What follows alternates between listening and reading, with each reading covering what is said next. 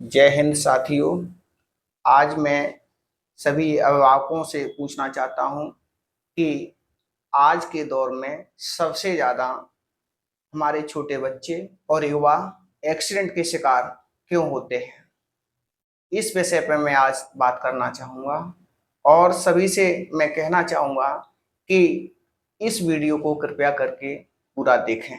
हो सकता है कि हमारे द्वारा दिए हुए दिशा निर्देश से किसी व्यक्ति की जान बच जाए। और यदि हमारा वीडियो ये आपको पसंद आए तो कृपया शेयर, लाइक एंड सब्सक्राइब अवश्य करें। मैं अभिभावकों से कहना चाहता हूं कि आज के दौर में छोटे बच्चे दुर्घटनाग्रस्त क्यों होते हैं, इसका सबसे बड़ा रोल इसका है। मैं कहना चाहता हूं, छोटे बच्चे यदि किसी दुर्घटना का शिकार होते हैं उसके लिए जिम्मेदार सिर्फ आपके गार्जियंस हैं, अभिभावक हैं। उन्होंने अपना सही दिशा निर्देश बच्चों पर फॉलो नहीं किया है। छोटे बच्चे जब किसी गाड़ी को लेकर जाते हैं तो उसका एक्सीलेटर फुल करके देखते हैं कि गाड़ी हमारी कितनी रेस में दौड़ रही है और सही नियम और कायदे से गाड़ी का संचालन नहीं करते हैं। मैं अभिभावकों से कहना चाहता हूं कि कृपया करके अपने 18 वर्ष से कम आयु के बच्चे को आप अपना मोटर यान, चाहे टू व्हीलर हो चाहे फोर व्हीलर हो, न दें। बच्चे इतने समझदार नहीं होते हैं कि हमको क्या करना चाहिए और क्या नहीं करना चाहिए। और मैं ये भी अवगत करा देना चाहता हूं कि जो बच्चे मोटर यान को चलाते हैं, यदि उनका बच्चा रूल ऑफ रेगुलेशन के अनुसार 18 वर्ष की आयु को पूरा नहीं किया है और यदि उस उपरांत ट्रैफिक पुलिस ने उसको रोका है तो उस बच्चे के साथ क्या होगा। वैसे नियम तो ये कहता है कि 18 वर्ष की आयु पूर्ण होने के बाद ड्राइविंग लाइसेंस जारी कर दिया जाता है। यदि बाल्यावस्था में गाड़ी का चालान हो जाता है तो 18 साल में तो आपको ड्राइविंग लाइसेंस प्राप्त नहीं होगा, वो अवधि बढ़ाकर 25 साल कर दी गई है।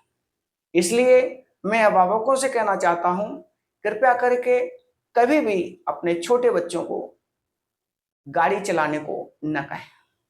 आज के दौर में माता पिता अपने छोटे छोटे बच्चों को फोर व्हीलर गाड़ी दे देते हैं, मोटरसाइकिल्स दे देते हैं, जिससे आए दिन घटनाएं घटित होती हैं और उनको ट्रैफिक के रूल ऑफ रेगुलेशन के बारे में ज्यादा जानकारी नहीं होती है और वो अबोध होते हैं।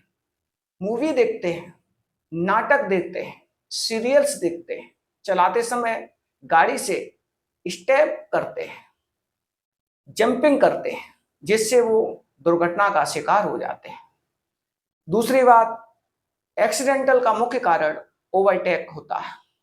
ओवरटेक सभी के साथ ओवरटेक एक्सीडेंट सबसे ज्यादा हो रहे हैं। सामने से भी गाड़ी आती है, एक पीछे से गाड़ी आती है, इधर से इधर करने में जो जाता है और जैसे ही एक सामने से गाड़ी आती है और डिस्टेंस ज्यादा नहीं रह जाता है और एकदम जब सामने गाड़ी आती है तो वो एकदम इस प्रकार से गाड़ी को अप डाउन करता है इस तरफ, और ये जो गाड़ी जा रही है इसकी भी रेस अच्छी है, स्पीड अच्छी है और इसकी भी स्पीड अच्छी है और सामने से जो गाड़ी आ रही है उसकी भी स्पीड अच्छी है। तब किसी भी व्यक्ति के पास इतना समय नहीं बचता है कि गाड़ी को किस प्रकार से कंट्रोल किया जाए, और कोई जब बड़ी गाड़ी आती है तो थोड़ा डिस्टेंस होने के कारण उस छोटे वाहन में आपस में टकराव हो जाता है, जिससे वो व्यक्ति दुर्घटनाग्रस्त हो जाता है। कृपया करके मैं उनसे कहना चाहूंगा कि ओवरटेक तभी करें जब उचित दूरी दोनों पक्षों को मिले। एकदम अंदर की तरफ अपने वाहन को टर्न न करें, दूरी होना चाहिए। जब गैपिंग होगी तो एक्सीडेंट के चांसेस थोड़ा कम होंगे।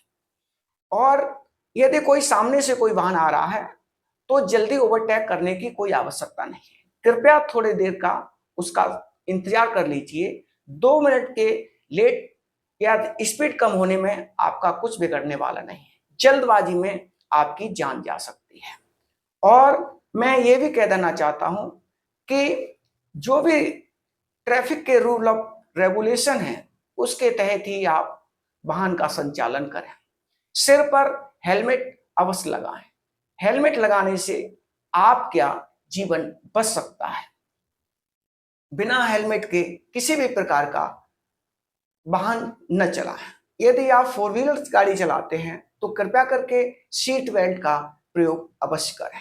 और मैं यह भी अवगत करा देना चाहता हूं कि युवा क्या करते हैं। युवा अपनी 2 व्हीलर पर 4-4, 5-5, 3-3 लोगों को बैठालते हैं।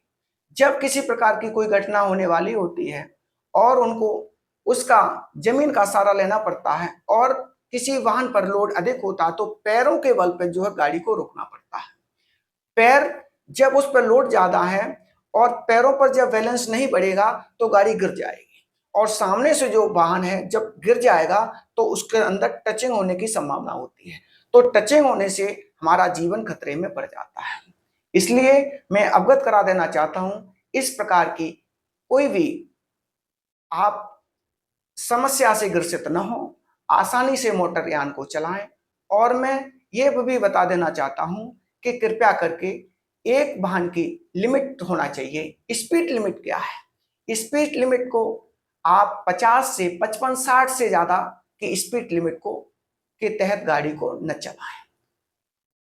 अधिक स्पीड होने पर भी कभी कभी गाड़ी का संचालन और हम अपने स्टेप से गाड़ी को रोक नहीं पाते हैं, जिससे में दुर्घटना का शिकार हो जाते हैं। और आज के दौर में मैं यह भी देख रहा हूं कि गांव के लोग बहुत ही अग्रसर हो रहे हैं। बिना उनके मोटरसाइकिल 4 व्हीलर के काम ही नहीं चल रहा है। वो खेतों में जाते हैं तभी मोटरसाइकिल ले जाते हैं, कहीं अन्य जगह जाते हैं तो मोटरसाइकिल का ले जाना होता ही है।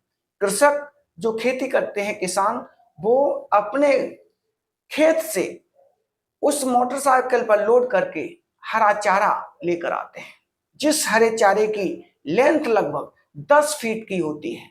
ये मोटरसाइकिल है और उनका स्टैंड ये है, तो उसकी जब 10 फीट की जो डिस्टेंस है, इधर भी 5 फुट और 5 फुट इधर, और रोड की जो चौड़ाई है वो 10 फुट है। जब सामने से कोई स्पीड में भी व्यक्ति आता है उसको दिखाई नहीं देता तो उसमें वो टक्कर मारता है, जिससे कि आए दिन ऐसी घटनाएं हो रही हैं। इसलिए मैं अवगत करा देना चाहता हूं, कृपया इस प्रकार का कोई भी लापरवाही न करें। और युवा जो भी हैं इस बात का विशेष ध्यान दें और हमेशा अपनी दिशा में ही चलने का प्रयास करें। गलत दिशा के कारण भी एक्सीडेंट बहुत संख्या में हो रहे हैं। इससे बचने के लिए कृपया दिशा निर्देशों का पालन अवश्य करें। धन्यवाद।